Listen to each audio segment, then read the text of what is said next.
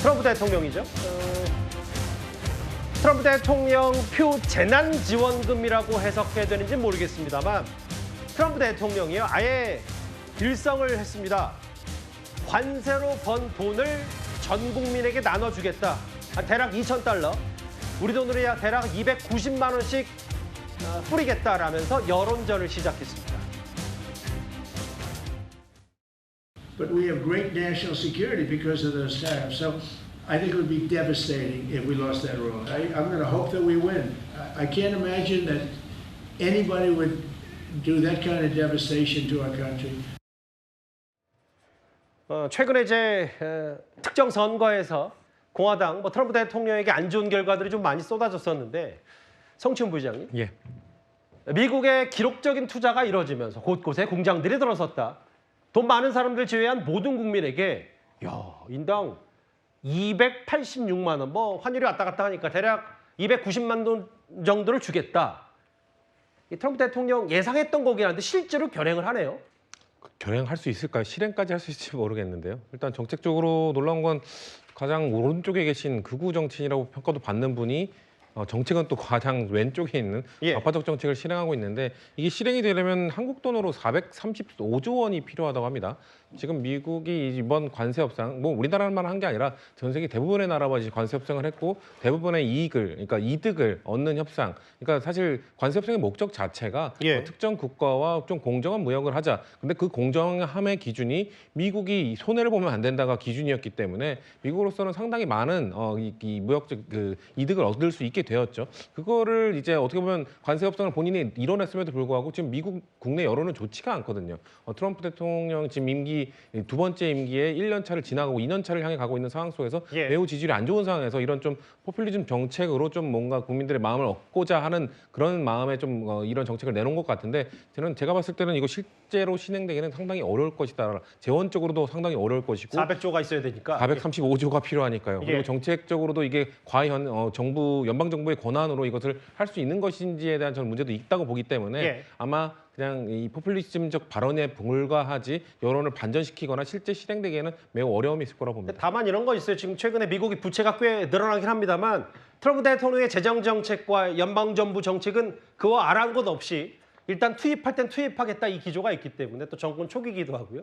구장희 변호사님, 이게 아무래도 최근에 미국 내 대법원 행정부가 관세 정책한 거를 뒤집을 수도 있다. 몇몇 보수 성향의 대법관들도 트럼프 대통령의 관세 협상을 법적으로 막을 수가 있기 때문에 아무래도 그런 것도 고려한 트럼프 대통령의 여론전 아닌가 싶기도 하고요. 그렇죠. 그리고 사실 법적으로는 뒤집어질 가능성이 많아서 트럼프 대통령이 굉장히 위기인 건 맞습니다. 지금 지지율도 트럼프 1기, 2기 통틀어서 역대 최저치거든요. 여기에서 이제 관세마저도 뒤집어진다라고 하면 굉장히 초반부터 레임덕 아니냐 이런 얘기도 나오는 상황인데 대법원에서는 이거 무효화할 가능성이 굉장히 많습니다. 왜냐하면 상호 관세에 대해서는 의회의 권한이라는 걸 명확히 하고 있거든요. 그리고 이 부분에 대해서 대통령이 권한을 행사하기 위해서는 국가의 긴급 경제 명령에 준하는 그런 위기 상황이다. 이런 게 인정이 돼야 되는데 사실 위기 상황이나 이런 것들이 인정되지 않음에도 불구하고 그거를 남용해서 굉장히 범위를 확대하고 있는 게 아니냐라는 게 쟁점이고 이거는 사실 법적으로 트럼프가 굉장히 어려운데 근데 또 여기서 끝나는 문제가 아니라서 굉장히 좀 골치가 아픈 게 상호 관세 부분은 이렇게 될 텐데 또 품목별 관세에 대해서는 행정명령으로 커버할 수 있는 부분들이거든요. 그럼 트럼프가 여기서 물러나겠는가? 그렇진 않고 다시 상호 관세에서 환원시켜야 되는 부분을 품목별 관세로 다 올려가지고 하면 협상 대상인 우리나라를 비롯한 많은 나라들이 혼란은 있는데 실익은 없어지는 이런 상황이 초래될 수 있어서 여러 가지로 진퇴양난이고 그래서 트럼프 대통령도 물러설 생각이 없는 겁니다. 근데 다만 이제 진짜로 저게 내 주머니에 2,000달러가 꽂힌다고 생각을 하면 이게 또 민심에 미칠 영향도 작지 않아서 이 관세 지원금 성격의 트럼프 대통령의 돈 풀기 이게 미국 내에서도 여러 갈문을박이 있어요. 지금 트럼프 대통령과 가장 대척점에 있는 인물을 꼽으라고 하면 바로 뉴욕시장 당선이 된 조란 맘단이 당선인일 텐데요. 그런데 취임 전부터 공약 실현에 다소 제동이 걸린 것 같습니다. 양지인 변호사님. 사실은 맘단이 하면 뉴욕판 무상 시리즈라고 해서 무상보육, 무상버스 이런 공약을 하면서 뉴욕 시민들의 표심을 자극했었는데 무상보육, 무상버스까지. 다른 한쪽에서 뉴욕 주지사가 이거 제동을 건 것 같더라고요.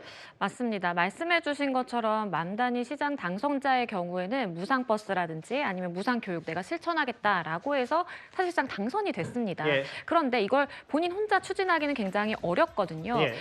그런데 이제 호컬 주지사가 나서서 이런 무상버스라든지 무상교육에 대해서는 나는 단계적으로 시행을 해야 된다라고 생각하고 현실적인 어려움이 있다라고 주장을 한 그런 상황입니다. 예. 그래서 시장 당선자로서 예산이 필요하고 예산을 확보하기 위해서는 사실상 주지사의 협조가 굉장히 중요한 상황인데 예. 호컬 주지사가 이 부분에 대해서 일단 제동을 걸게 되면서 아이러니하게도 무상교육이라든지 무상버스를 내세워서 시장으로 당선이 됐지만 시장 임기를 시작하기도 전에 뭔가 제동이 걸리는 발목이 잡히는 그런 상황이 연출되고 있고요. 예. 실제 예산이 없는 한 이러한 무상보육이나 무상버스가 실행이 되기는 현실적으로 난관이 많다라는 생각이 듭니다. 이게 뉴욕 주지사가 공화당 소속도 아니고 같은 당 소속의 민주당 주지사가 이거 돈 쉽지 않은데라고 무상버스를 공개 반대했기 때문에 글쎄요. 지금 트럼프 대통령과 맘다니 시장 당선인 대척정에 있는 사람인데 무상버스 그리고 1인당 2,000불씩 쏘겠다는 이 얘기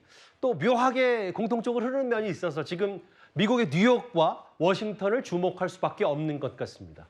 8위였나요?